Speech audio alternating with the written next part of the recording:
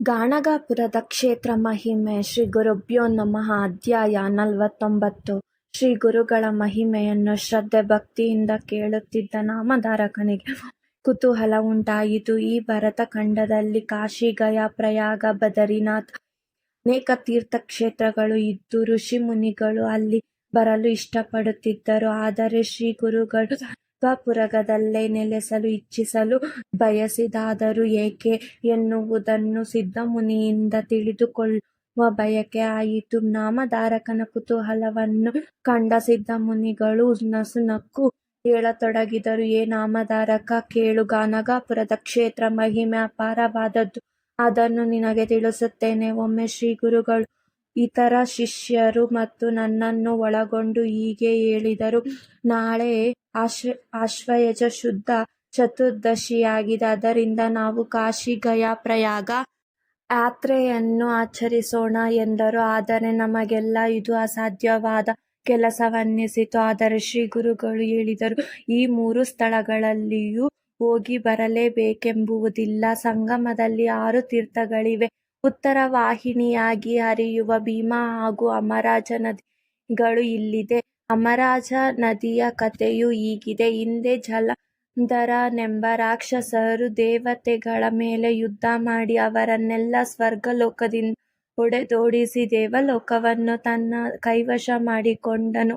ದೇವತೆಗಳು ದಿಕ್ಕೆಟ್ಟು ಭಗವಾನ್ ಶಂಕರನ ಮೊರೆ ಹೊಕ್ಕರು. ದೇವತೆಗಳ ಕಷ್ಟ ನಿವಾರಣೆಗಾಗಿ ಭಗವಾನ್ ಶಂಕರನು ತನ್ನ ಶಕ್ತಿಯಿಂದ ಅಮೃತ ಕುಂಭವನ್ನು ಸೃಷ್ಟಿಸಿ ಅದನ್ನು ಇಂದ್ರನ ಕೈಗಿತ್ತು ಮೃತರಾದ ದೇವತೆಗಳ ಮೇಲೆ ಪೋಷಿಸುವಂತೆ ಹೇಳಿದನು. ಆಗ ಇಂದ್ರನು ಆ ಅಮೃತ ಕುಂಭವನ್ನು ಅಮರಾವತಿಗೆ ಕೊಂಡೊಯ್ಯುವ ಹಾದಿಯಲ್ಲಿ ಆ ಅಮೃತ ಕುಂಭದಲ್ಲಿನ ಕೆಲವು ಅಮೃತದ ಹನಿಗಳು ಭೂಲೋಕದಲ್ಲಿ ಬಿದ್ದು ನೀರಾಗಿ ನದಿಯಾಗಿ ಪ್ರವಾಹವಾಗಿ ಹರಿಯಿತಾದ್ದರಿಂದ ಈ ಅಮೃತ ಕುಂಭದ ಅಮೃತದಿಂದ ಮೃತರಾದ ದೇವತೆಗಳು ಪುನರ್ಜನ್ಮ ಪಡೆದು ದೈತ್ಯರೊಡನೆ ಓಡಾಡಿ ಅವರನ್ನು ಗೆದ್ದರು. ಹೀಗೆ ಅಮರಾಜ ನದಿ ಸ್ನಾನದಿಂದ ಅಪಮೃತ್ಯುವಿನ ಭಯ ನಿವಾರಣೆಯಾಗುವುದರಲ್ಲಿ ಸಂಶಯವಿಲ್ಲವೆಂದಾಯಿತು. ಇನ್ನು ಅಮರಾಜ ಭೀಮಾರತಿ ಸಂಗಮ ಸ್ನಾನ ಅತ್ಯಂತ ಪುಣ್ಯಪ್ರದವಾಗಿದೆ. ಕಾರ್ತಿಕ ಮಾಘ ಮಾಸಗಳಲ್ಲಿ ಸಂಗಮ ಸ್ನಾನದಿಂದ ಪುಣ್ಯವು ಪ್ರಾಪ್ತವಾದರೆ ಸೋಮವಾರ, ಸಂಕ್ರಮಣ, ಗ್ರಹಣ, ಅಮಾವಾಸ್ಯೆ, ಏಕಾದಶಿ ಸ್ನಾನದಿಂದ ಅಧಿಕ ಫಲಗಳು ಪ್ರಾಪ್ತವಾಗುತ್ತದೆ. ಸಂಗಮ ತೀರ್ಥದ ಮುಂಭಾಗದಲ್ಲಿರುವ ಅಶ್ವತ್ಥ ವೃಕ್ಷವಂತೂ ಕಲ್ಪವೃಕ್ಷವೆನಿಸಿದೆ. ಏಕೆಂದರೆ ಕಲ್ಪವೃಕ್ಷವೆನಿಸಿದ ಈ ಅಶ್ವತ್ಥ ವೃಕ್ಷದಲ್ಲಿ ಶ್ರೀ ಗುರುಗಳ ಅಂಶವು ಸದಾ ಇದೆ. ಸಂಗಮದಲ್ಲಿ ಸ್ನಾನ ಮಾಡಿ ಸಂಗಮೇಶ್ವರದಲ್ಲಿನ ಶಿವಾಲಯದಲ್ಲಿ ನಂದೀಶ್ವರ, ಚಂಡಿಕೇಶ್ವರ, ಸೋಮಸೂತ್ರಗಳಿಗೆ 3 ಪ್ರದಕ್ಷಿಣೆ ನಮಸ್ಕಾರ ಮಾಡಿದ ನಂತರ ವಾರಣಾಸಿ ಕ್ಷೇತ್ರಕ್ಕೆ ಹೋಗಬೇಕು. ವಾರಣಾಸಿಯಿಂದ ಮುಂದೆ ಸ್ವಲ್ಪ ದೂರದಲ್ಲಿ ನಾಗೇಶಿ ಎಂಬ ಗ್ರಾಮವಿದೆ. ನಾಗೇಶಿ ಗ್ರಾಮದ ಮಹತ್ವ. ಹಿಂದೆ ನಾಗೇಶಿ ಎಂಬ ಹೆಸರುಳ್ಳ ಈ ಗ್ರಾಮದಲ್ಲಿ ಉದ್ಧವನೆಂಬ ಬ್ರಾಹ್ಮಣನೊಬ್ಬನಿದ್ದನು. ಈತನು ಭಾರದ್ವಾಜ ಗೋತ್ರದವನಾಗಿ ಅತ್ಯಂತ ಶಿವಭಕ್ತನಾಗಿ ವಿರಕ್ತನಾಗಿದ್ದನು. ಆದರೆ ಇದನ್ನು ಅರಿಯದ ಗ್ರಾಮಸ್ಥರು ಅವನನ್ನು ಹುಚ್ಚನೆಂದು ತಿಳಿದಿದ್ದರು. ಉದ್ಧವನಿಗೆ ಈಶ್ವರ ಹಾಗೂ ಪರಮೇಶ್ವರರೆಂಬ ಬಂಧುಗಳಿಬ್ಬರಿದ್ದರು. ಒಮ್ಮೆ ಇವರಿಬ್ಬರು ಕಾಶಿಯಾತ್ರೆ ಮಾಡುವ ಬಯಕೆಯಿಂದ ಹೊರಟರು. ಅವರು ಕಾಶಿಯಾತ್ರೆಗೆ ತಮ್ಮೊಡನೆ ಬರುವಂತೆ ಉದ್ಧವನನ್ನು ಕರೆದರು. ಆದರೆ ಉದ್ಧವ ಹೇಳಿದ, ಹುಚ್ಚರು ನೀವು, ಕಾಶಿ ಕ್ಷೇತ್ರದವರೆಗೆ ನಡೆಯಬೇಕೆ? ಕಾಶಿ ಕ್ಷೇತ್ರ ಇಲ್ಲಿಯೇ ಇದೆ. ಬನ್ನಿ ನನ್ನ ಜೊತೆಗೆ, ನಿಮಗೂ ದರ್ಶನ ಮಾಡಿಸುತ್ತೇನೆ ಎಂದನು. ಬಂಧುಗಳಿಗೆ ಆಶ್ಚರ್ಯವೆನಿಸಿದರೂ ಸಹ ಉದ್ಧವನ ಹಿಂದೆ ನಡೆದರು. ಬಂಧುಗಳೊಡಗೂಡಿ ಉದ್ಧವನು ನದಿ ತೀರಕ್ಕೆ ಬಂದು ಸ್ನಾನ ಮಾಡಿ ಧ್ಯಾನಕ್ಕೆ ಕುಳಿತನು. ಭಗವಾನ್ ಶಂಕರನನ್ನು ಧ್ಯಾನ ಮಾಡಿದಾಗ ಶಂಕರನು ಪ್ರತ್ಯಕ್ಷನಾದನು.